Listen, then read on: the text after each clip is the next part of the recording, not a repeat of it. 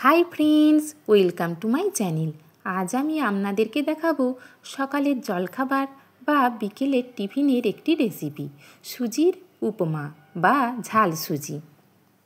আমি এখানে 1 বাটি সুজি ড্রাই রোস্ট করে নিয়েছি, কারি পাতা 1 মুঠো, অর্ধেক টমেটো কুচি, কাঁচা লঙ্কা কুচি, আলু, গাজর এবং বিনস ছোট করে কুচি করে নিয়েছি।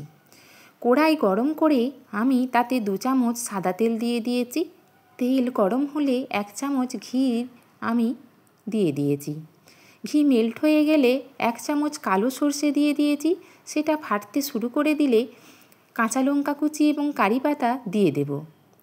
এই সব কিছু ভাজা হয়ে গেলে কুচিয়ে রাখা আলু, গাজর, বিনস আমি কড়াইতে দিয়ে দেব।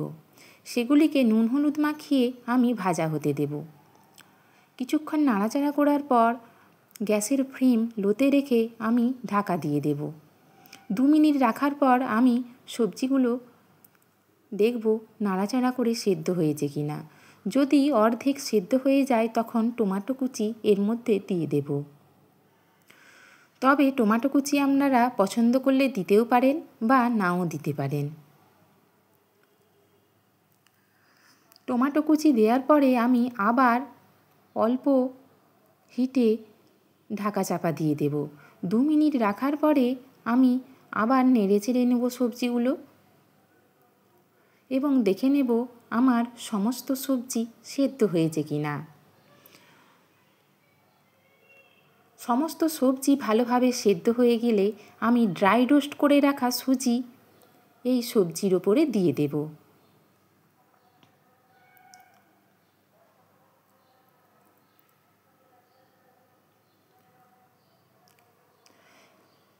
সুজি সবজির ওপরে দেওয়ার পরে সেটি ভালোভাবে বেশ কিছুক্ষণ 2 থেকে 3 মিনিট নাড়াচাড়া করে নেব। এখন আমি যে বাটির মাপ করে সুজি নিয়েছিলাম সেই বাটির মাপ করে 1 বাটি জল নিয়ে নিয়েছি। সেই জল বারে বারে অল্প অল্প করে সুজির সাথে মিশিয়ে নেব। এক্ষেত্রে আমি একটা কথা বলবো যে কাপের মাপ করেই সুজি নেন বা বাটির মাপ করেই সুজি নেন, সেই বাটির মাপ করেই 1 বাটি জল নেবেন। তার থেকে বেশি বা কম জল দেবেন না, তাহলে ঝরঝরে ঝাল সুজি হবে না বা খেতেও ভালো লাগবে না। এই ঝাল সুজি ঝরঝরে হলে খেতে খুব ভালো লাগে। আমি 1 বাটি জল অল্প অল্প করে সুজির সাথে মিশিয়ে দিয়েছি। এখন লো হিটে আমি ঢাকা দিয়ে 2 মিনিট রেখে দেব।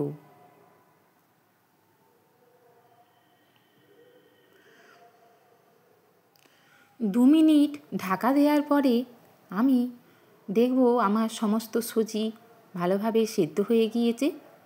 আমি এই 2 মিনিটের বেশি ঢাকা চাপা দিয়ে রাখবো না, কারণ বেশিক্ষণ ঢাকা দিয়ে রেখে দিলে সুজি নিচে বসে যেতে পারে বা বেশি সেদ্ধ হয়ে যেতে পারে। সেক্ষেত্রে পারফেক্ট সুজির উপমা হবে না।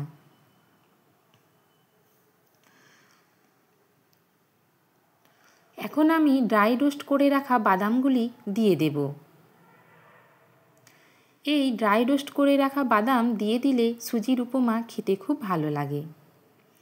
আপনারা এইভাবে আমার টিপসগুলি গ্রহণ করে একবার বাড়িতে সুজির উপমা বা ঝাল সুজি তৈরি করে খেয়ে দেখবেন খেতে কেমন হয়েছে। এটা খেতে অপূর্ব লাগে। যদি এই রেসিপি আপনাদের ভালো লেগে থাকে তাহলে অবশ্যই লাইক, কমেন্ট এবং শেয়ার করবেন। আমার চ্যানেলটি সাবস্ক্রাইব করার অনুরোধ জানালাম। সকলে ভালো থাকবেন, সুস্থ থাকবেন। আমার সুজির উপমা তৈরি, আমি একটা প্লেটে সার্ভ করেছি।